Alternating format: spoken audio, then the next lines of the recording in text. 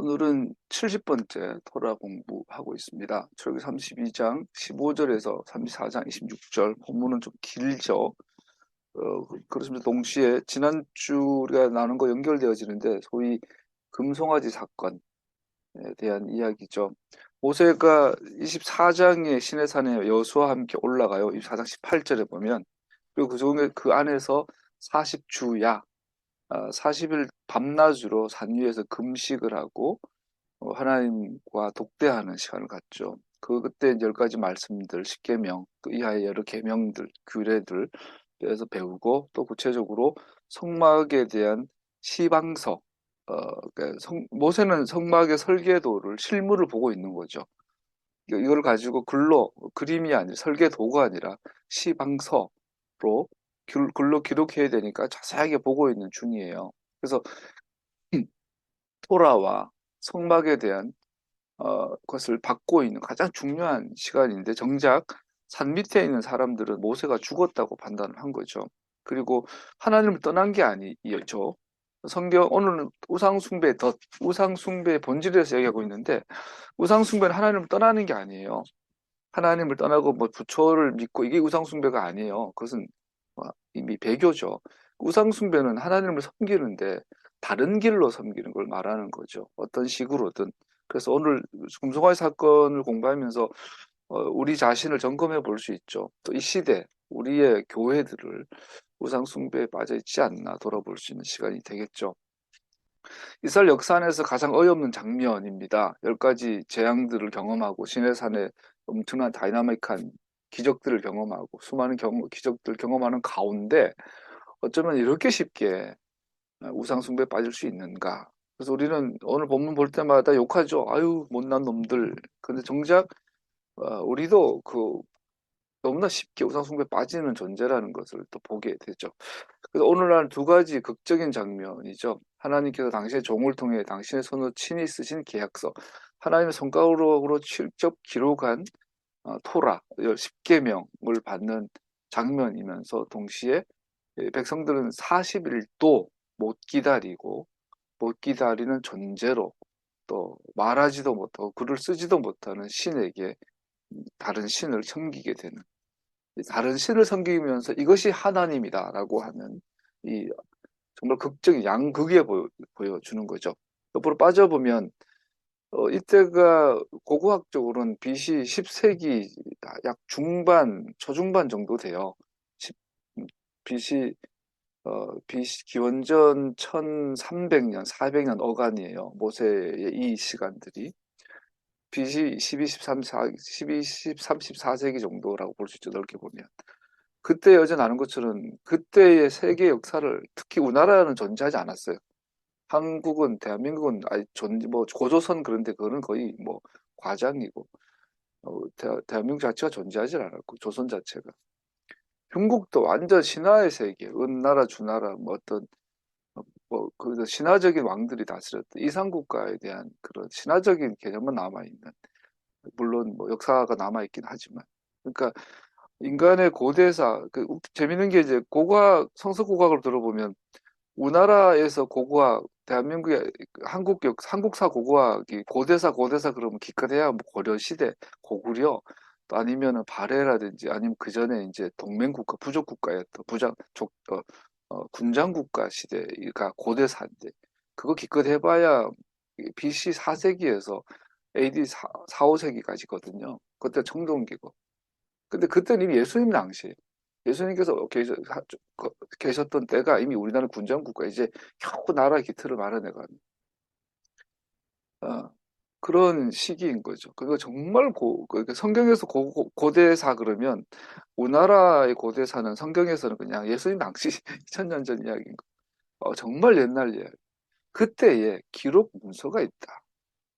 그때는 세페르라는 이 제본된 책이 없으니까 그 당시에 두루마리도 뭐 귀할 때고, 소판이나 뭐 동판이나 뭐 금, 은 혹은 진흙판에 주로 기록했는데 돌에 새겼죠. 중요한 거.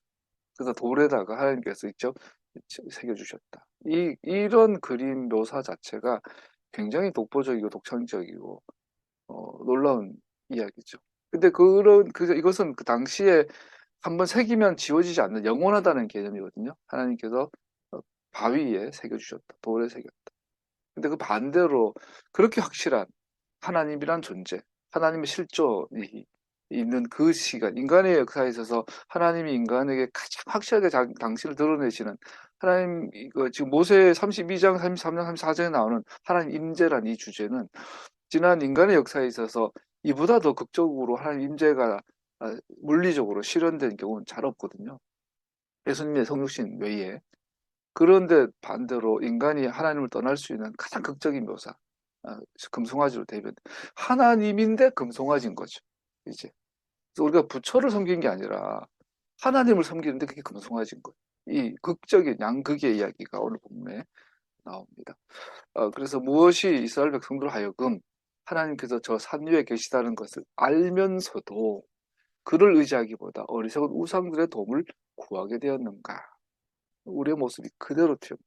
우리가 하나님 계시는 걸 알면서도 하나님 계시고 기록된 성경이 있는 걸 알면서도 우리는 정작 살아가면서는 대부분 나의 길, 나의 생각, 나의 목적을 위해 살아가죠. 똑같은 우상 숭배의 본질입니다. 첫 번째, 왜 우상 숭배에 빠지는가? 첫 번째, 그들은 애굽에 오랫동안 머무는 동안 애굽의 문화와 종교의 많은 부분에 영향을 받습니다. 우리 그대로 투영할 수 있어요. 우상 숭배를 하게 되는, 하나님을 섬긴다면서 우상을 섬기게 되는 첫 번째 원인, 이 세상 애굽의 문화, 애굽의 종교에 많은 영향을 받았다. 애굽의 표피를 애굽에도 할례가 있는데 애굽의 할례는 표피를 하지 않는 할례래요. 그래서 길갈에서 보면은 여호수아는 할례를 행할 때 남자의 성기의 표피 전체를 다 잘라버려요. 그 길갈은 어, 굴려 없애다 이런, 그래서 애굽의 수치를 제거했다라는 거. 하나님께서 명한 그대로 순종하는. 또 황금 송아지는 애굽에서 가장 유명한 왕인 아피스 신에 대한 그 두려움. 그래서 그래서 하나님을 섬기는데 애굽의 모양을 가져와서 하나님을 섬기고 있는 것이 우상 숭배였던 거죠. 오늘날 우리가 절에 가면은 절에 그 첫 번째 문이 그 이름 뭐죠? 절에 절터가 있으면 절터 전체가 거룩한 땅이죠. 홀리랜드예요. 그래서 절을 가면 항상 그 산 밑에 문이 하나 있어요. 그때 그 문의 그 경내 그 문은 통과되는 그 순간은 그 불국토예요. 불토죠. 부처의 나라예요.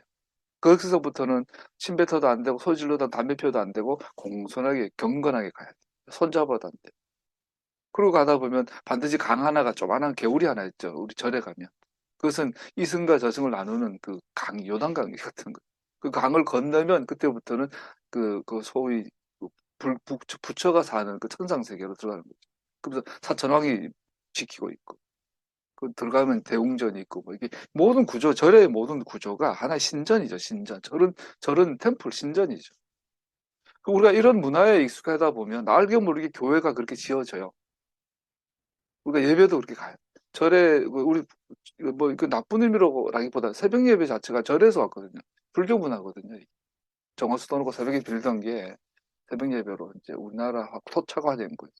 그래서 보이지 않는 세상의 문화와 보이지 않는 종교의 문화가 우리 안에 스며들었을 때 우리는 반드시 우상 숭배에 빠지게 되어 있다. 그래서 장난으로라도 어, 부처한테 절하거나 우상 흉내를 내면 안 돼요. 장난으로라도 타로 좀 치거나 분신사바 장난친다거나 장난으로라도 귀신의 이름을 불러서는 안 돼. 조심해야 되죠. 아바타 영화, 저는 개인적으로 아바타 스타일 영화를 정말 싫어하거든요. 좀 유치해. 영어 공부해보려고 미국 드라마 미드나 애니메이션을 좀 다운받아 봤더니 난 도저히 애니메이션이나 미드로는 영어 흥미가 안 생겨요. 재미가 없어요. 내용 자체가. 그래서 아바타를 같은 거 싫어하는데 아바타 자체 귀신 이름이죠. 인도의 그 귀신 이름이에요. 분신하는 그런 귀신. 우리가 그런 문화에 자꾸 슈퍼맨, 어벤져스 시리즈 모든 것들도 우상 문화에서 온 것들이죠. 그래서 우리가 몰라서는 안 되니 그거를 분별할 정도로 이게 세상이 돌아가는가는 알아야 되겠죠, 반드시. 그런데 알게 모르게 우리는 가랑비 옷 젖듯이 우상문화에 젖어들기 시작하고 나도 모르게 하나님을 섬기는데 우상의 방법으로 우상 숭배처럼 섬길 때가 많아요. 굉장히 무섭죠.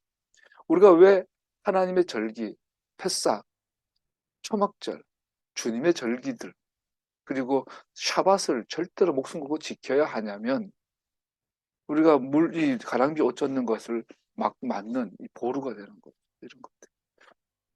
두 번째 우상숭배의 원인 중에 하나, 이스라엘 백성들 하나님의 손 안에서보다 모세의 손 안이 더욱 안전하다고 여겼습니다. 하나님은 안 보이고 모세는 보이고, 하나님의 목소리는 안 들리고 모세의 목소리는 들리고, 아마도 그들은 모세가 오래 머무는 것을 보고 하나님께서 모세를 죽이셨다고 믿었을 것입니다. 그래서 그들은 자신들의 안전을 위해 다른 신을 찾게 됩니다. 그들은 사탄이 하와를 깨웠던 것처럼 거짓 신을 찾게 됩니다. 하나님께서 그렇게 말씀하셨냐? 말씀드린 것처럼 우상숭배의 본질은 하나님을 떠나는 게 아니라 하나님을 사탄의 방법으로 섬기는 것이 우상숭배. 그러니까 우리는 그러잖아요. 하나님, 내가 하나님 떠난 적 없거든요. 하나님 사랑하거든요. 예배도 드렸고요. 말라기 가면 그러잖아요. 우리가 언제 하나님 떠났습니까? 우리가 언제 우상숭배했습니까? 우리가 언제 하나님께 예배도 안 드리고 헌금도 안 드렸습니까? 그랬더니 말라기의 하나님께서 그러잖아. 니들이 나를 언제 사랑했니? 니들이 나를 언제 예배했니? 저 성전문을 닫아버려라. 이게 우상숭배인 거죠. 오늘날 우리가 그렇게 하고 있죠. 그것은 분명 우상숭배입니다. 왜냐하면 우상숭배는 하나님의 자리에 다른 무언 것을 두는 것이기 때문입니다. 참된 믿음의 대상은 하나님뿐이십니다. 이스라엘의 하나님, 그 한 분을 의지하는 것입니다. 참된 믿음의 대상은 하나님뿐입니다. 즉 토라가 설명하는 하나님뿐입니다. 여러분, 성서고고학에서 보면 한학성경, 구약은 고고학 자료가 넘쳐나요. 오랜 기간이니까. 그런데 신약성경, 사도들의 성서에 고고학적 자료가 별로 없어요. 왜냐하면 성경에 나오는 대부분의 사건, 사고들은 탄학에 기록되어 있거든요. 이게 뭘 또 의미하냐면 사도들의 성서, 마태, 마가, 누가, 요한, 요한계시록은 대부분 메시지예요. 설교예요, 설교. 어떤 사건 중심이 아니란 말이에요. 그렇기 때문에 사도들의 성서는 모세를 통해 주신 토라에 대한 설교예요, 설교. 신명기 같은.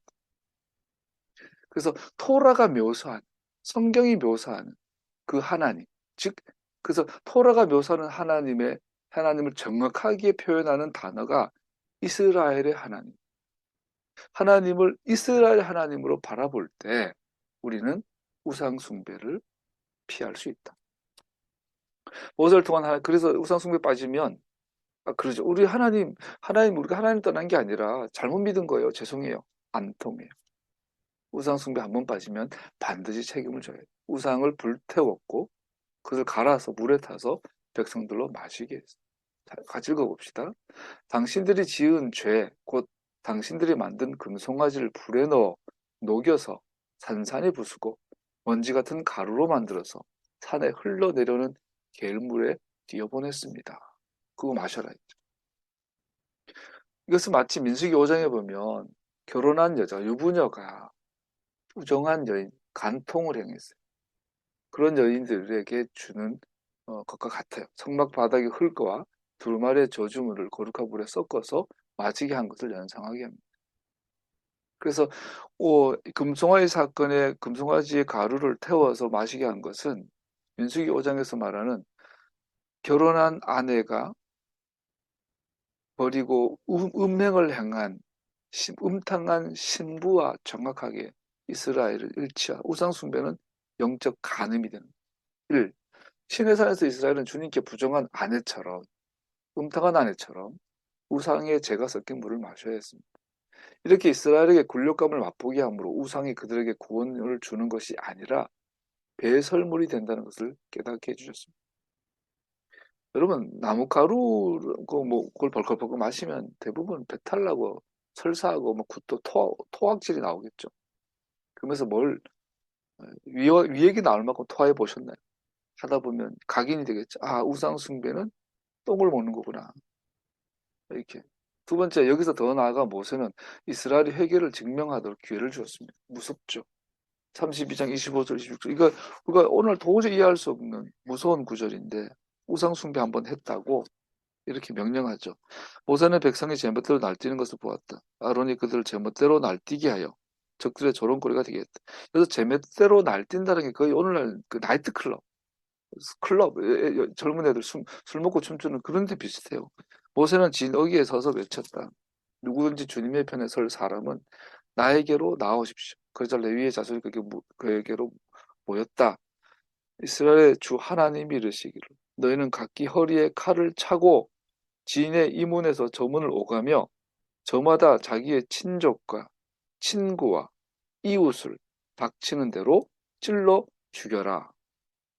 바로 그날 백성 가운데 어림잡아 3,000명쯤 죽었다. 모세가 말했다. 오늘 당신들이 저마다 자녀와 형제, 자매를 희생시켜 당신들 하나님을 주님께 드렸으니 주님께서 당신들에게 복을 내리실 것입니다. 우상 숭배에서 회개는 가능해요. 그런데 그 책임은 무시무시하죠. 레위인들이 허리에 칼을 차고 나와서 친족과 친구, 이웃을 3,000명가량 도륙하게 하셨습니다. 이것은 오늘날 그렇게 생각하면 돼요. 사회에 전염병이 펴지면 그렇잖아요. 팬데믹 겪어봐서 우리가 알잖아요. 아무리 사랑하는 아버지, 엄마, 친구라도 코로나 걸리면 무조건 격리. 가족끼리도 격리. 죽으면 돌아가시면 그 시체도 격리. 그냥 고무 비닐 바구니에 담아가 태워버려요. 장례식 같은 거 제대로 못해. 똑같은 원리예요. 이 우상이라는 전염병이 되면은 그걸 도려내게만 방법이 없어요. 그 원리가 적용이 되죠. 무서워요. 이것은 우상 숭배를 세 번째 요인을 알게 합니다. 그들은 우상 숭배의 세 번째 원인은 하나님께서 우상을 얼마나 싫어하시는지 알지 못해.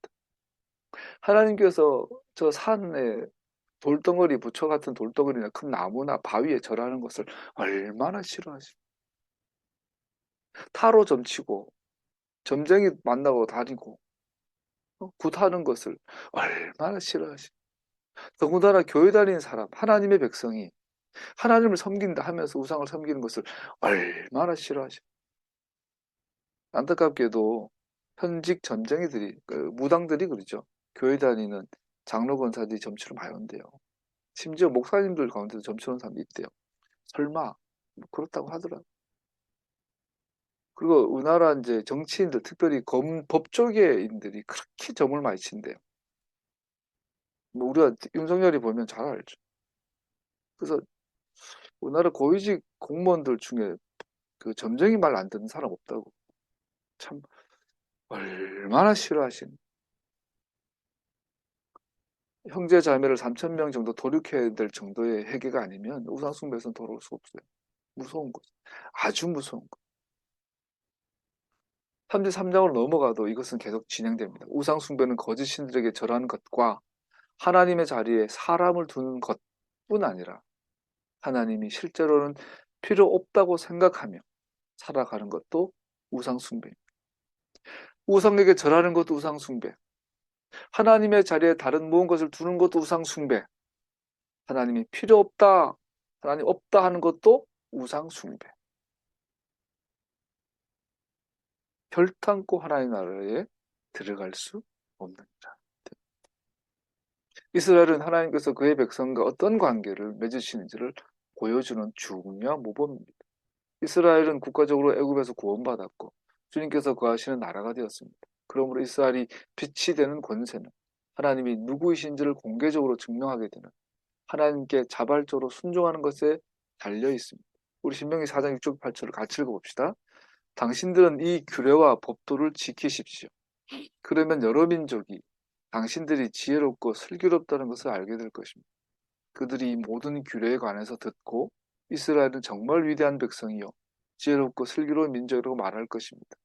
주 우리 하나님은 우리가 기도할 때마다 우리 가까이에 계시는 분이십니다. 이와 같은 하나님을 모신 위대한 민족이 어디에 또 있겠습니까? 이스라엘은 하나님의 명령과 규례와 법도대로 살아감으로 하나님의 백성으로 증명됩니다. 이스라엘은 시내산에서 하나님과 결혼한 하나님의 신부, 하나님의 아내입니다. 그렇기 때문에 자기 신랑 외에 다른 신랑을 섬기며 이것은 음녀가 되죠. 우상 숭배에 해당하게 되죠. 그래서 천사를 보내는 대신 하나님은 자신은 가지 않겠다고 하셨을 때 모세는 이를 받아들일 수 없었습니다. 모세는 하나님을 알기 위해 또 그에게 알려지기 위한 믿음의 사람이었습니다. 주님께서 모세에게 말씀하셨다. 내가 너를 잘 알고 또 너에게 은총을 베풀어서 네가 요청한 이 모든 것을 다 들어주고. 그래서 하나님께서는 모세한테 그러죠. 모세야 비켜라. 내 저놈들을 다 없애버리겠다. 그리고 너를 통하여 새로운 민족을 만들어서 다시 시작하겠다. 그랬더니 모세가 나와서 하나님 생명책에 내 이름을 지워도 줬사오니 저들을 용서하여 주십시오. 기도했던 중보기도한 모습을 이야기하고 있죠. 모세는 하나님이 누구신지에 대한 친밀한 지식에 기초하여 하나님과 개인적인 계약관계를 맺은 사람이었습니다. 이게 내용이 좀 이게 전개가 좀 쑥 지나갔는데 모세는 이스라엘 백성들이 하나님을 떠났기 때문에 이제 끝났다라고 생각할 수 있는데 모세는 알았던 거죠. 하나님께서 이스라엘과 맺은 약속, 계약이 있다라는 것.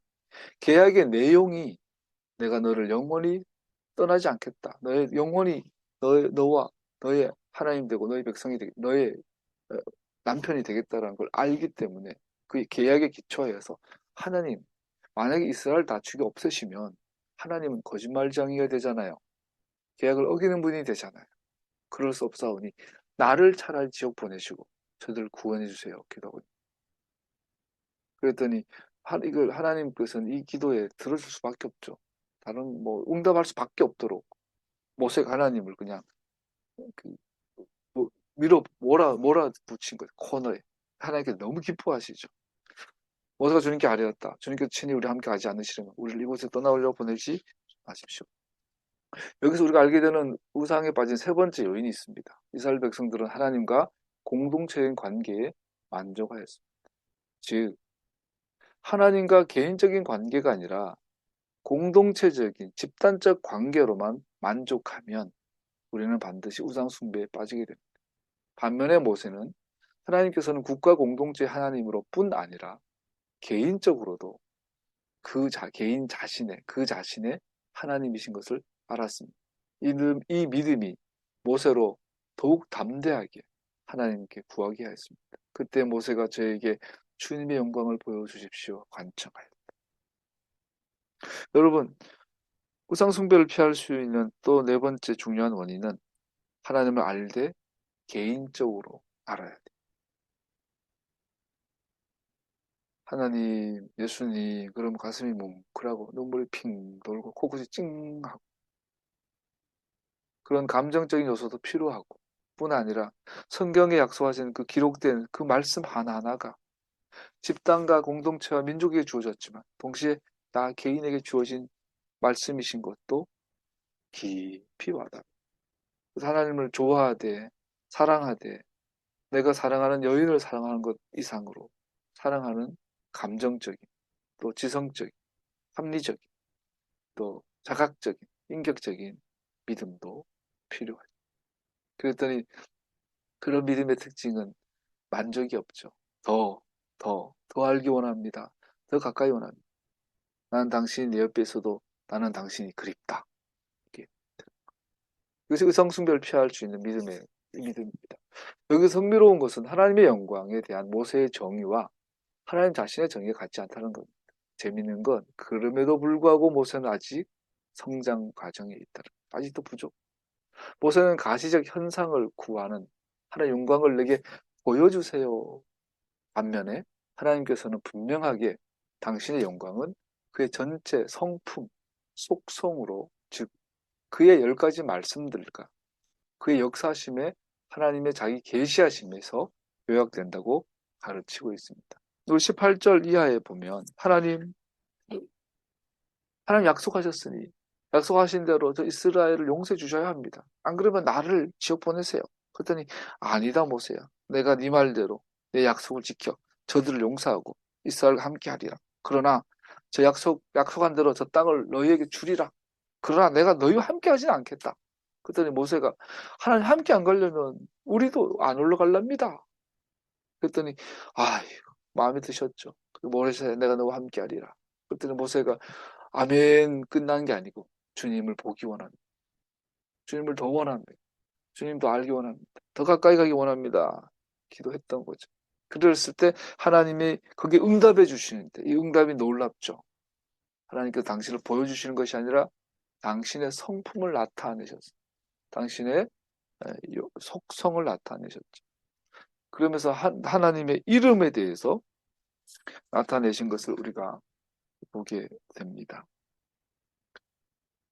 이 부분은 굉장히 중요하죠. 그때 모세가 저에게 주님의 영광을 보여주십시오 간청하였다. 18장 19절 주님께서 대답하셨다. 내가 나의 모든 영광을 네 앞으로 지나가게 하고 나의 거룩한 이름을 선포할 것이다. 나는 주다. 은혜를 베풀고 싶은 사람에게 은혜를 베풀고 불쌍히 여기고 싶은 사람은 불쌍히 여긴다. 하나님 나에게 보여주세요. 그랬더니 하나님께서 네가 내 이름을 듣게 될 거야. 이 무슨 소리야? 그랬더니 하나님께서 이렇게 말씀하시죠. 나는 그때 주님께서 구름에 쌓여 내려오셔서 그와 함께 거기에 서서 거룩한 이름 아도나이를 선포하셨다. 모세가 주님 알기 원합니다. 주님을 원합니다. 주님만을 원합니다. 주님을 원합니다. 내가 원하는 유일한 것은 주님입니다. 주님 외에 다른 그 무엇이 아니라 주님 한 분이 나의 목적입니다. 라고 했을 때 주님께서 내려오셔서 모세와 함께 서서 거룩한 이름 아도나이를 선포하는 거죠. 주님께서 모세 앞에 지나가시면서 선포하셨다.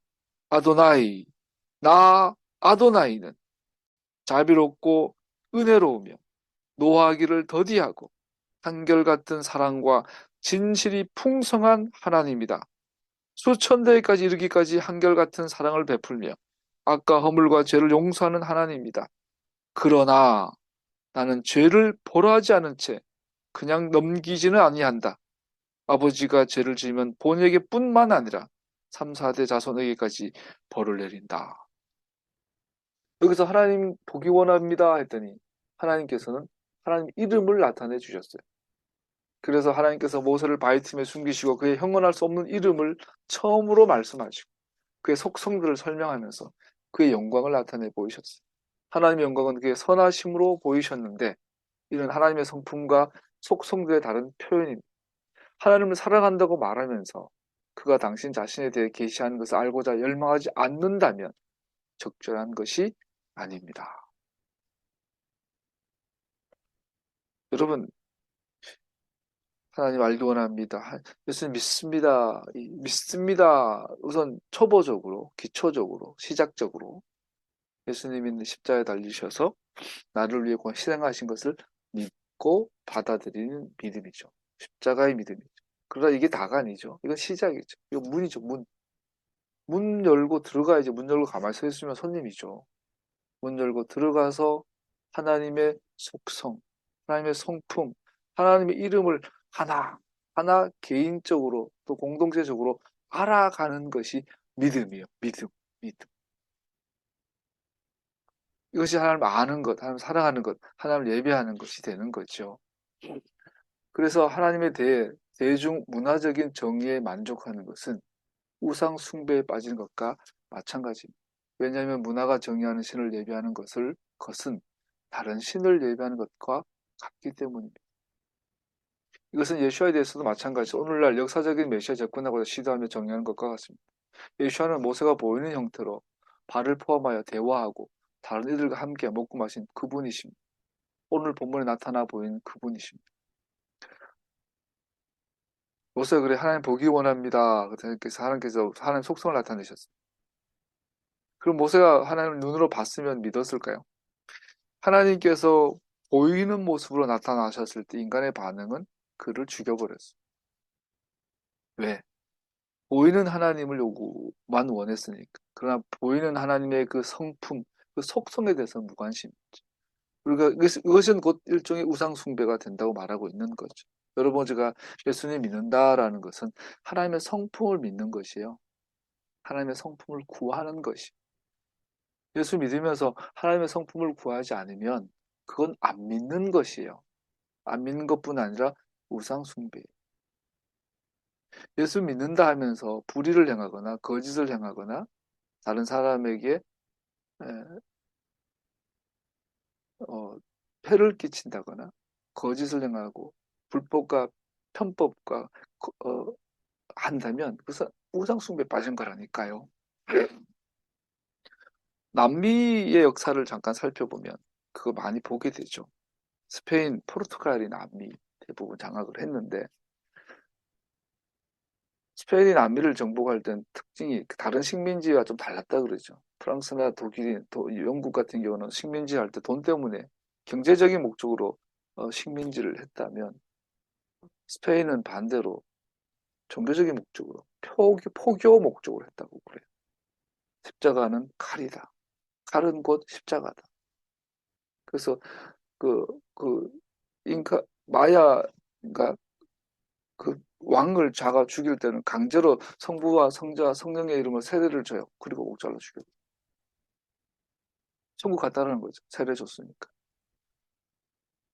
오늘날 남미의 그 구조적인 이 불평등과 이 어려운 것들은 그런 시작이 된 상상을 초월하는 잔혹한 인간의 그 역사를 보게 되죠.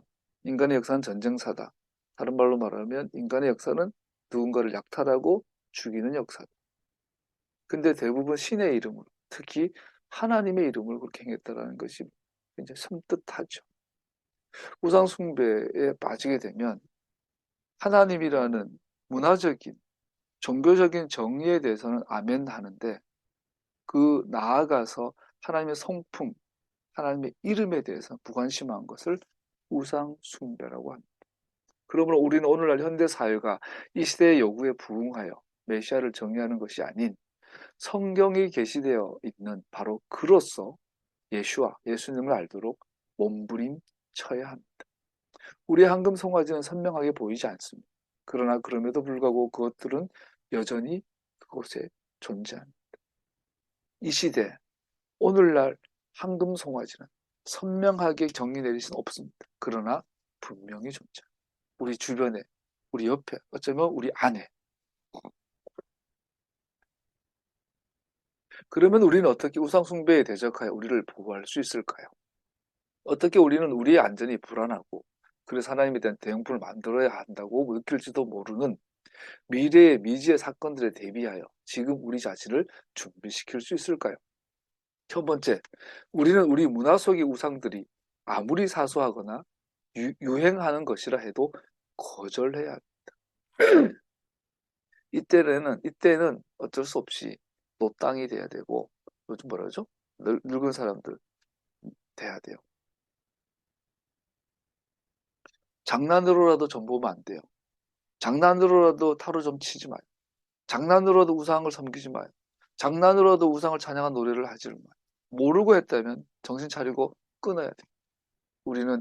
우리가 먹는 것, 우리가 마시는 것, 우리가 보는 것, 듣는 것, 입는 것, 또 하나하나 깨어있어 경계하며 먼지 털듯이 털면서 문화생활을 누려야 되죠. 우리나라의 관광지는 거의 100% 우상 덩어리들이죠. 민속이라고 이름 붙으면 대부분 우리는 그 주술적이고 우리나라 우상 저기죠. 문화재 대부분 귀신성 믿음 것들이죠. 그 예술의 우상들이 굉장히 많이 빠져 있고 우리가 외국에 여행을 가서 외국의 문화 유적 유네스코 지정 문화 유적을 가보면 대부분이 종교적이고 우상 숭배적이에요. 그래서 여행 다니지 말라는 게 아니라 알고 어떤 우상의 요소가 있는지 알고 먼지 털면서 거기 안 묻으려고 우리는 깨어 있어야 되겠죠. 그런데 문제는 이 문화적인 요소는 대부분이 우상 숭배를 베이스로 하고 있죠. 오늘날 노래가 어디서 나왔겠어요? 신전에서 가장 많은 노래가 있었겠죠. 고대 사회. 먹는 것도 신전에서 시작이에요. 오늘 우리나라 한류 문화가 이렇게 곽강을 받고 있는 원인 중에 하나가 어떤 분이 이런 말을 하더라고요.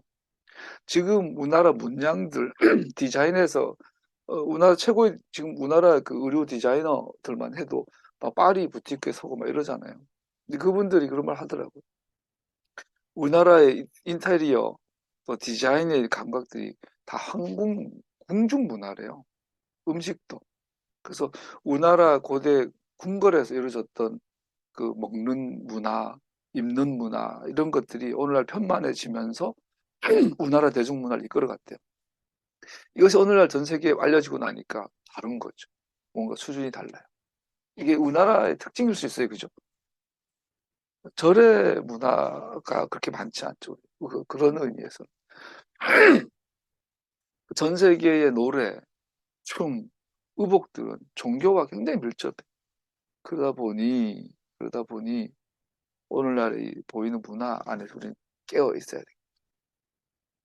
두 번째, 하나님께서 선택하신 지도자들은 그의 백성들을 하나님께로 인도하려고 세우신 것이지 하나님을 대신하려고 세운 것이 아님을 알아야 합니다. 사람 우상 섬기면 되죠. 여러분, 목사님들이 큰 교회 목사님, 유명한 목사님, 설교를 잘하는 목사님들 만나면 그의 말이 곧 하나님이에요. 이게 우상이죠, 우상. 그래서 이거를 이길 수 있는 방법은 간단해요. 목사님들 설교하면 그 뒤부터는 논쟁해야 돼요. 배틀을 시켜야 돼요. 사람들 질문 받아요. 목사님 그렇게 설명하셨는데 이게 근거가 있습니까? 합리적입니까? 상식적입니까? 말이 됩니까? 질문 받아요. 설교를 합시고 지 맘대로 떠들고 나가고 가서는 축도하고 내려가 버려. 이렇게 되면 우상이 되는 거죠. 설교는 반드시 토론 배틀에 들어가서 그 목사님의 설교가 맞는지, 말이 되는지 논쟁해야 돼. 그렇게 하지 않을 거면 설교하면 안 돼. 굉장히 중요하죠. 하나님께서 우상을 얼마나 미워하신지를 알아야 합니다.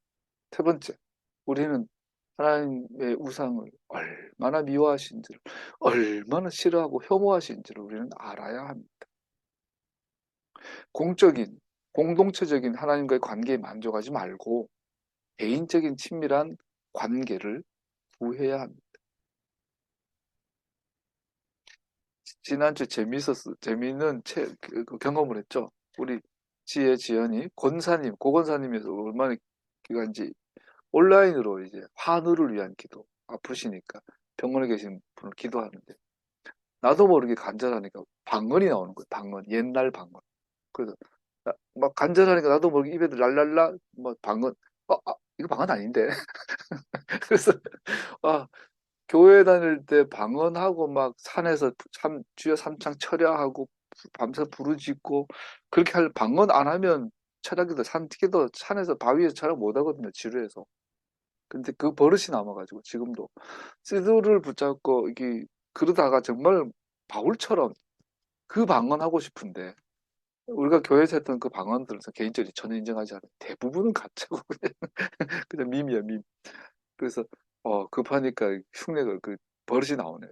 그때부터 이제 그냥 그거 알기만 어, 개인적인 관계, 개인적인 예배, 개인적인 기도에 들어가십시다. 그런데 그게 우리의 그런 소위 우리의 방언 같은 막 그런 것들이 아니라 지 기분에 느껴서 하는 그런 아니라 정말 성경에서 검증된 시드를 가지고 있는 기도하는 그 하나님을 예수님이 드렸던 그 예배 포맷을 가지고 최대한 하다가 우리 아는 분이 갑자기 뭐 위급한 상황이다. 간절한 기도가 나오죠. 그러다가 정말 사도행전 2장에서 말하는 그 방언이 나올 수도 있겠죠. 그걸 사모합니다. 그런 의미에서 방언 은사는 정말 어마어마한 은사들이겠죠. 개인적 친밀한 관계를 구합시다. 사람이 만든 유형이 아니라 다섯 번째, 하나님이 계시하시는 하나님의 자기 계시만을 받아들여요. 여자 직강. 하나님의 당신의 자기 계시를 우리는 하나님으로 받아들여요. 하나님의 자기 계시는 성경과 피조물에 기록되어 있고 그리고 메시아의 인성 안에 기록되어 있습니다. 하나님이 어떤 분이신가는 우선 성경에 그리고 피조물에 그리고 예수님의 성품 안에 세 가지 안에 기록돼요. 이 세 가지가 크로스 체크가 돼야 되겠죠. 하늘은 하나님의 영광을 드러내고 창공은 그의 솜씨를 알려준다. 하나님을 알만한 일이 사람에게 훤히 드러나 있다. 하나님께서는 그것을 훤히 드러내 주셨다.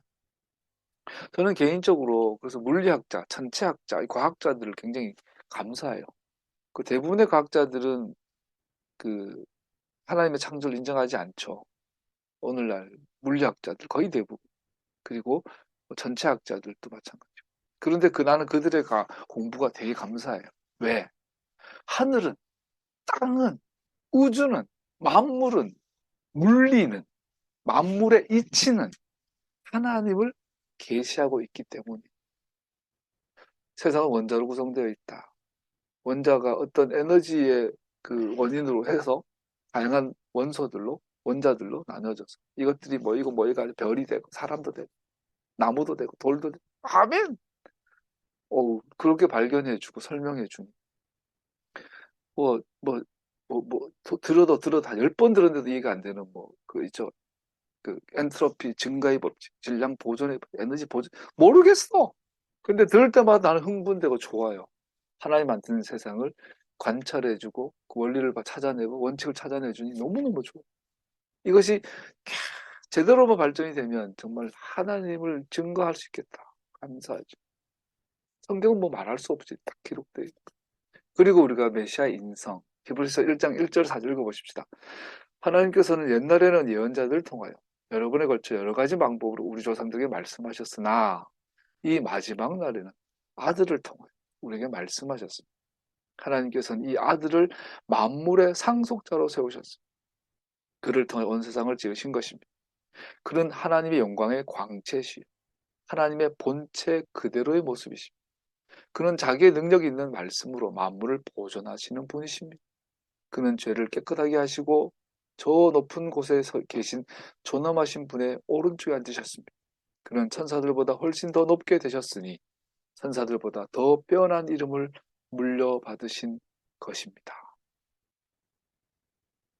예수님을 통해서. 그래서 옛날에는 선지자들 통해서 말했지만 마지막 날에는 아들을 통하여 말한대. 뭘? 언약. 예수님께서는 새 언약을 주신 게 아니라 옛날에 이미 받은 언약을 선지자들처럼 아들도 말씀하고 계신 거죠. 그러면서 그 예수님이 하나님 본체 자체다라고 말, 하나님 자신이라고 말씀. 그 만물을 보존하신다. 물리학에서 오늘 말한 물리 만물의 이치를 만드시고 그 이치를 보존하는 분이 예수님이시래요. 그 성경과 피조물과 메시아의 속성 안에서 우리는 하나님을 정확하게 알 수 있습니다. 그래서 예수 믿으면서 윤석열을 지지하는 것은 불가능해요. 지금 좋다 싶으면 윤석열이하고 김건희 얘기해요. 하나님 임재하심 34장에는 하나님 임재하심에서 나옵니다. 모세는 백성들 가운데 하나님의 임재, 하나님 얼굴을 구합니다. 백성들 가운데 하나님의 임재하심 없이 더 나아갈 이유가 없음을 그는 알았습니다. 모세가 주님께 아뢰었다. 주님께서 친히 우리와 함께 가지 않으시려니 우리를 이곳에 떠나 올려 보내지 마십시오. 모세야, 그래, 내가 너와 함께 하겠다. 그래, 약속한 대로 약속의 땅을 너에게 주겠다. 가서 잘 먹고 잘 살게 해줄게. 천사를 보내가지고 너희들 해달라는 대로 다 해줄게. 그러나 나는 안 갈 거야. 우상 숭배하는 너희들, 바람 피우고 음란한 너희들 내가 같이 안 있을 거야. 그때 모세 그러죠. 하나님, 주님께서 우리와 함께 가시지 않을 거냐. 우리도 안 올라갈랍니다. 주님 없는 약속의 땅에 무슨 의미가 있고 주님 없는 축복이 무슨 의미가 있습니까? 백성들 가운데 하나님 임재하심 없이 더 나아갈 이유가 없음을 그는 알았다. 단순한 종교는 하나님 없이 여행하는 것에 만족합니다. 그러나 하나님과의 계약에 기초한 참된 예배는 그의 임재하심 없는 경건의 모양은 아무것도 아니며 텅 빈 조개 껍질 같은 것입니다. 말씀을 마무리하면서 거의 다 끝나가요. 이 부분을 준비하다가 떠오르는 게, 그 물리학에서 그런 물리학자들이 그런 말 하더라고요. 왜 사람은 자살하지 않는가? 엔트로피 법칙, 증가의 법칙을 설명하다가 그 교수님이 그런 말 하더라고요. 물리학, 역학으로 보면 인간은 무에서 와서 혼동에서 와서 혼동으로 가고 있는데, 그리고 우리는 존재하지 않았다가 존재했다가 없어지는데, 결국은 다 없어지는데, 왜 인간은 자살하지 않는가? 인간은 자살하지 않고 안 죽으려고 발버둥 치잖아요. 이게 물리학적에서, 철학에서 이해가 할 수 없는 철학의 주제는 왜 안 죽는가? 왜 자살 안 하는가? 어차피 없어질 건데, 살아갈 이유가 없는데, 존재할 이유가 없는데, 그냥 바위가 있다가 없어지고 하는 그런 존재들인데, 인간은 왜 안 죽으려고 발버둥 치는가? 영생하려고 바락바락 하는가? 이게 이제 의문이 과학자들이 절대 이해할 수 없는 영역이라는 거죠. 그래서 철학에서 신학에서 그 답을 찾으라고 막 하는데 성경은 이렇게 대답해 주고 있는 거죠. 하나님이 임재하심 없이 더 살 이유가 없음을 그는 알았다. 모세에게 답을 찾는 거죠. 이게 믿음의 사람과 다른 부분이죠. 하나님의 임재하심, 삶의 이유, 존재의 근거가 됩니다. 여러분, 제가 정말로 하나님 임재하심이 나의 전부, 나의 인생의 목적이 되시나요? 이것이 신앙의 모습이라고 말하고 있는 거예요. 이것을 알지 못하면, 아니, 왜 안 죽어야지? 왜 안 죽으려고 하지? 라는 질문을 하게 되겠죠. 본문은 모세가 만남의 장막, 오헬 모에드를 진 밖에 세운 것에 대해서 말하고 가르치고 있습니다. 성막이 만들어지기 전이에요. 이스라엘 진에 하나님이 함께 하시는데 진 바깥에 회막을 미팅 플레이스를 지어요. 거기는 모세만 들락거려요. 성막이 있기 전에 하나님 임재가 있었던 지성소 역할을 하는 거예요. 그는 백성들 위한 하나님의 직접적인 명령을 듣기 위해 그곳에 나가야 했습니다. 여호수아가 함께 갔으며 모세가 돌아왔지만 여호수아는 그곳에 남아 있었어요. 그래서 이 회막의 의미에 대해서는 모세보다 오히려 여호수아에게 초점이 가게 되죠. 흥미롭게 히브리어 성서는 여호수아를 여호수아 빈 눈의 아들 여호수아라고 이렇게 구태여하게 표현합니다. 눈의 아들 여호수아. 그래서 빈은 지혜롭다, 비나, 현명하다와 유사한 의미가 됩니다. 지혜의 뜻이. 눈의 아들, 지혜의 아들 여호수아. 빈 눈은 지혜의 사람을 의미합니다. 모세가 선택한 사람 여호수아는 모세의 사후에 지도자로 준비되어 있는데 지혜의 특별한 은사를 받은 사람입니다. 지혜, 비나, 빈, 눈, 여호수아. 그래서 여호수아가 보여주는 모습이 오늘 우리에게 굉장히 의미가 있지요. 우리도 해석해 본다면 진 밖에 서진 만남의 장막은 분명하게 성육신의 모델을 묘사합니다. 즉 신의 산의 거룩함이 하나님의 임재하심이 모세와 얼굴과 얼굴을 대면하여 나타나신 회막을 통해 땅 위로 이동했습니다. 성막가 있기 전에 모세와 얼굴과 얼굴 대면하는 그 하나님의 영광이 회막에 있는 거예요. 성막이 있기 전에. 모세와 하나님의 관계는 다른 선지자들과 그것과 분명하게 나타난 다른 것이 분명합니다. 선지자들은 꿈과 이상으로 말씀을 받지만 모세는 사람의 친구가 대화하듯이 하나님과 대화하였습니다. 이 그림에서 모세는 메시아의 그림자가 됩니다. 아버지께서 모든 것을 내게 맡겨주셨습니다. 아버지밖에 아들이 누구인지 아는 사람이 없습니다. 또 아들밖에는 그리고 아버지를 계시해 주려고 아들이 택한 사람밖에는 아버지가 누구인지 아는 사람이 없습니다. 메시아의 아버지와 관계는 모세가 하나님과의 맺었던 관계처럼 유일한 관계가 됩니다. 여호수아는 메시아에 대해 어떤 그림자입니까? 말씀을 요 주제만 나누면 되겠네요. 여호수아는 성령의 역사하심, 메시아의 사역을 돕고 메시아의 말씀을 깨닫게 하는 성령의 역사하심을 보여주는 것입니다. 그러나 보혜사 곧 아버지께서 내 이름으로 보내실 성령께서 너희에게 모든 것을 가르쳐 주실 것이며 또 내가 너희에게 말한 모든 것을 생각나게 하실 것이다. 모세가 회막을 떠나면 여호수아는 남아 있었습니다. 이것은 예수와의 가르침을 생각나게 합니다. 예수께서 제자들을 떠나 아버지께로 돌아가셨지만 성령께서는 그들과 함께 남으셨고 그들을 진리로 인도하였습니다. 예수님은 떠나셨는데 성령님은 남았어요. 근데 그게 다가 아니에요. 토라와 성령님이 남아있어요. 모세가 이스라엘을 위해 기도할 때 하나님께서 그들과 함께 가실 것에 대한 확신을 요구하였습니다. 하나님께서는 모세와 유일한 관계의 기초에 그 요구를 들어주셨습니다. 모세는 떠났지만, 예수님은 떠났지만 기록된 토라와 성령이 남아 있어요.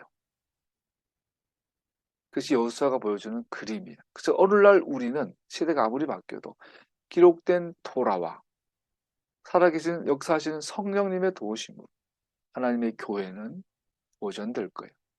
이는 메시아의 중보기에 대한 예표로서 우리가 하나님의 은혜 가운데 있는 것은 우리가 행한 것 때문이 아니라 그의 메시아 되심 때문인 것을 잊지 않게 하시는 겁니다. 하나님께서 우리의 중보자의 기도를 들으십니다. 그 결과 우리는 복을 받습니다. 모세에게 돌판 둘을 가지고 다시 올라오라고 하시죠. 이때는 여호수아를 데리고 가지 않고 혼자 올라가요. 모세에게 당시 이름을 선포하십니다. 드디어 하나님 나에게 주를 보여주세요 했을 때 34장에서 드디어 모세에게 당신 자신의 자비하심을 특징들을 설명해 줍니다. 34장 5절에서 7절까지 말씀인데요. 하나님은 당신을 계시하실 때 당신 자신을 13가지의 이름으로 속성으로 당신을 나타내 주셨어요. 그 재밌는 건 당신이 당신을 표현하실 때 앞에 엘 아도나이 아도나이 주 하나님 이런 표현을 쓰고 있다는 겁니다. 첫 번째, 아도나이는 하나님의 영원하시고 변함없는 특성을 보여주는 이름입니다. 그러므로 당신의 말씀에 극도로 신실하신 하나님의 영원하시고 평안할 수 없는 이름을 말합니다. 아도나이는 하나님의 신실하심, 영원한 신실하심을 보여주는 이름입니다. 그의 말씀은 확실합니다. 왜냐하면 그는 결코 변하지 않으시기 때문입니다. 나 주는 변하지 않는다. 그러므로 너 야곱의 자손아, 너는 멸망하지 않는다. 첫 번째 하나님은 변하지 않는 분인 걸 말해주고 계시죠. 아브라함과 이삭과 야곱의 하나님으로서 그는 그의 백성들과 함께 하실 것을 약속하셨고 그의 주권적인 계획을 전부 이루실 것을 약속하셨습니다. 두 번째 하나님은 어떤 분이신가? 엘 아도나이. 아도나이와 엘의 합성은 하나님의 권능을 강조합니다. 주님은 영원하시고 변함이 없으실 뿐 아니라 아도나이실 뿐 아니라 전능하신 분, 시간과 공간에 무한하실 뿐 아니라 능력이 무한하신 분입니다. 그는 우주의 질서를 명하시고 만물이 그 목적이 이루도록 하실 수 있는 분이십니다. 로마서 11장 36절 같이 읽어보죠. 만물이 그에게서 나고 그로 말미암아 있고 그를 위하여 있습니다. 그에게 영광이 세세에 있기를 빕니다. 아멘. 모든 물리학의 법칙들은 하나님을 증거하고 있죠. 인간의 유한한 지혜와 능력으로 물리에 대한 이치를 깨달았기 때문에 더 본질인 예수님을 보지 못하는 것이죠. 그래서 과학자들은 물리학을 공부하면서 신이 없는 세계를 이야기하고 진화의 세계를 이야기하고 하나님 창조를 거부하게 되는 일이 있는 거죠. 더 보게 된다면, 더 알게 된다면 하나님을 알게 되겠죠. 하나님의 권능은 끝이 없습니다. 그 제임스 웹이 우주 빅뱅을 찍으러 올라갔다니까 굉장히 기대가 되고요. 또 퍼서비어런스가 화성에 가서 헬리콥터 타고 몇 돌아다니고 있잖아요 지금. 그리고 2m인가 목적이 땅을 파가지고 외계 생명체를 찾는 게 퍼서비어런스의 진짜 목적이죠. 그래서 외계 지적 생명체는 모르겠고 땅속에 만약에 진화가 맞다면 빅뱅으로 시작된 이 우주의 다양한 조건 안에서 우연히 지구에 생명체가 생겨났다면 최소한 생명체의 흔적이라도 있지 않겠나, 박테리아라도 있지 않겠나, 땅을 파보는 거죠. 왜냐하면 화성에는 물이 흘렀던 증거가 많으니까 뒤져보면 뭐 죽은 박테리아 사체라도. 그리고 알다시피 생명체가 죽으면 나온 게 메탄가스잖아요. 근데 찍어보면 메탄이 보이는 별들이 많대요. 그런 데가 찾아보면 있지 않을까. 저도 기대가 돼요. 외계 생명체 찾았으면 좋겠어. 그 지적 생명체 있을 거라고는 전혀 없다고 저 확신하고. 그러나 만약에 우주 어디인가에 박테리아나 이런 미세 세균의 흔적이 있을 수 있지 않을까. 왜냐면 성경에 안 만들었단 말 없으니까. 있었다면 성경대로라면 그것도 하나님께서 의도적으로 창조한 무언가겠죠. 창조. 그래서 캐톨릭에서는 우주에 생명체가 있을 거라고 공식적인 입장이죠. 캐톨릭은 우리가 성경 자체가 다르니까. 어쨌든 간에 저는 많이 기대가 됩니다. 그래서 지들이 뭘 발견하든 뭘 하든 토라는 자신감 있다. 토라는 답이다. 그거에 대한 개인적인 믿음은 있습니다. 세 번째, 라쿰. 주님은 라쿰이시다. 라쿰은 긍휼하다. 여성의 자궁, 엄마의 자궁이죠. 자비하심. 주님의 사랑과 긍휼이 아침마다 새롭고 주님의 신실하심이 큽니다. 그는 자비하심으로 죄인들을 정죄하지 않으시고 그의 아들 대속제물로 죄인들을 위해 내놓으셨습니다. 하나님의 자비하심을 우리를 대신하신 메시아 희생에 의해서 온전하게 드러납니다. 하나님께서 우리를 라쿰하세요. 그러니까 끝이 없어. 주님의 자비는 끝이 없다. 네 번째, 백한운. 주님의 이름은 백한운이에요. 하나는 은혜의 하나님이십니다. 은혜롭고 자비롭고 은혜. 하나님께서는 자격이 없는 자들에게 은혜로우십니다. 그는 그의 백성들의 고통을 이해하십니다. 그래서 은혜를 부으셔서 고난 가운데 있는 자를 도우십니다. 그리고 최근에 같이 기도하고 있잖아요. 하나님 이 고비를 넘어가게 해주십시오. 그리고 어제도 나눴잖아요. 예수님 도와주십시오. 여러분 힘들 때 예수님 도와주시라 기도하십시오. 반드시 역사하고 도와주십니다. 다섯 번째, 에렉 아파임. 나는 하나님은 자비롭고 은혜롭고 노하기를 더디하고 노하기를 더디한단 말은 히브리 직역을 하면 코가 길다. 씩씩거리잖아요. 옛날에 항소가 화가 나면. 근데 씩씩거리다가 화를 풀 때는 씩씩거리를 멈추고 달려오죠. 계속 씩씩거린다는 건 용서가 기다린다는 아직도. 야, 사과해. 하나님이 코가 기세요. 그래서 계속 기다리고 인내하시고 의로운 자나 불의한 자는 모두 인내하시고 죄를 범한 자에게 즉시로 징계하지 않으시고 자신들의 행동을 생각할 시간을 주시고 회개할 시간을 주십니다. 그런 말씀을 통하여 무엇이 옳고 그른지를 알게 하시고 죄인들이 회개하기를 부르십니다. 베라브 헤세드. 자비가 풍성하다. 헤세드가 풍성하다. 헤세드는 약속에 신실하다. 한번 약속 지키면 약속하시면 무엇이든 지키는 것이 이게 하나님의 이름이 헤세드이신 하나님. 근데 그 약속을 지키시는데 끝이 없어요. 우리는 신실하지 못하더라도 그분은 언제나 신실하십니다. 헤세드하십니다. 그분은 자기를 부인할 수 없으시기 때문입니다. 그래서 약속 붙잡고 있으면 하나님 반드시 들어주시죠. 일곱 번째, 베에메트. 그리고 진리. 하나님은 헤세드와 에메트이십니다. 그리고 헤세드와 에메트, 자비와 진리는 이사일의의 기능을 합니다. 두 가지의 단어인데 하나의 의미를 갖고 있는. 단어는 두 가지인데 하나의 뜻을 갖고 있는 히브리어는 그런 워드플레이가 많거든요. 그래서 자비와 진리는 같은 거예요. 이 둘은 하나님 항상 진리시기 때문에 그 약속하신 계약의 진실하심을 강조하는 겁니다. 그래서 하나님 우리를 은혜 베푸시고 용서하시고 사랑하시는 것은 헤세드시고 진리예요. 영원하다는 뜻이죠. 여덟 번째, 노에르 헤세드 라 아라핌. 수천 대에 걸쳐서 자비를 베푸신다. 즉 하나님의 은혜는 끝이 없다. 같이 읽어보죠. 주님께서는 그 두루마리를 받으시고 봉인을 떼실 자격이 있습니다. 주님은 죽임을 당하시고 주님의 피로 모든 종족과 언어와 백성과 민족 가운데 사람들 사서 하나님께 드리셨습니다. 하나님의 사랑은 인간의 반역으로도 막을 수 없습니다. 그는 사람의 마음을 변화시켜 주시며 그의 선택하신 모든 이들을 당신 자신께로 인도하실 수 있습니다. 아버지께서 내게 주신 사람은 다 내게로 올 것이요 또 내게로 오는 사람은 내가 물리치지 않을 것이다. 여러분과 저는 받아들여질 것입니다. 아홉 번째, 노에시 아존. 악을 용서하십니다. 악, 허물, 죄.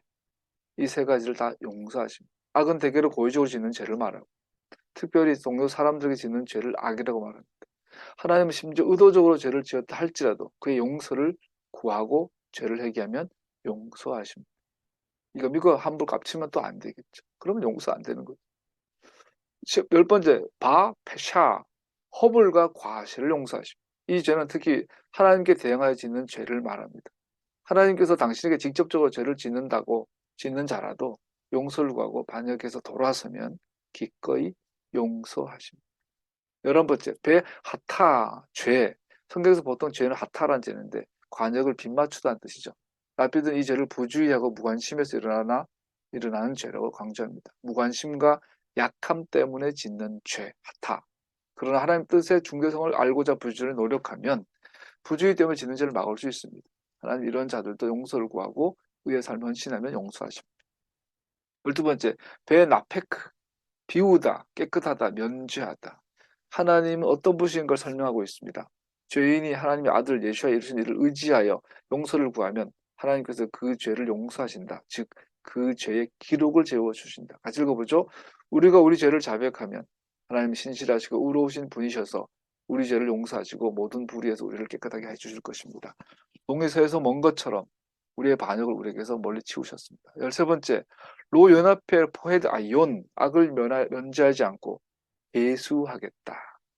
그러나 악을 잊어버리진 않겠다. 그는 죄를 벌하지 않은 채 그냥 넘어가지 않습니다. 그는 범죄를 반드시 공의롭게 다루십니다.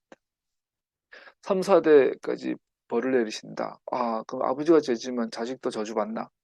전혀 그렇지 않다. 자식이 지은 죄 때문에 부모를 죽일 수 없고 부모의 죄 때문에 자식을 죽일 수 없습니다. 사람은 저마다 자기가 지은 죄 때문에 죽임을 당할 것입니다. 아버지의 죄는 자녀들에게 부정적인 영향을 끼칩니다. 그럼에도 불구하고 아버지의 죄를 자녀에게 연좌제 금지예요. 그러나 아버지의 죄는 자녀들에게 부정적인 영향을 끼칠 확률이 높죠. 그래서 하나님께서는 그들이 하나님을 뜻을 알게 되고 무엇이 옳은 것인지 그런 것인지를 구별할 수 있는 진리의 토라를 주시면서 교훈을 가지고 방문하십니다. 그래서 각각의 세대는 자신이 뿌린 대로 거두게 될 것입니다. 같이 읽고 마치겠습니다. 주님께서 이렇게 말씀하신다. 하늘은 나의 보호자요 땅은 나의 발받침대다. 그러니 너희가 어떻게 내가 살 집을 짓겠으며 어느 곳에다가 나를 지게 하겠느냐. 주님의 말씀이시다. 나의 손이 이 모든 것을 지었으며 이 모든 것이 나의 것이다. 겸손한 사람, 회개하는 사람, 나를 경외하고 복종하는 사람, 바로 이런 사람을 내가 좋아한다. 사도행전 7장. 그러나 지극히 높으신 이는 손으로 지은 곳에 계시지 아니하시나니 선지자가 말한 바 주께서 이르시되 하늘은 나의 보세요 땅은 나의 발등상이니 너희가 나를 위하여 무슨 집을 짓겠으며 나의 안식할 처소가 어디냐 이 모든 것이 내 손으로 지은 것이 아니냐 함과 같으니라. 기도하겠습니다.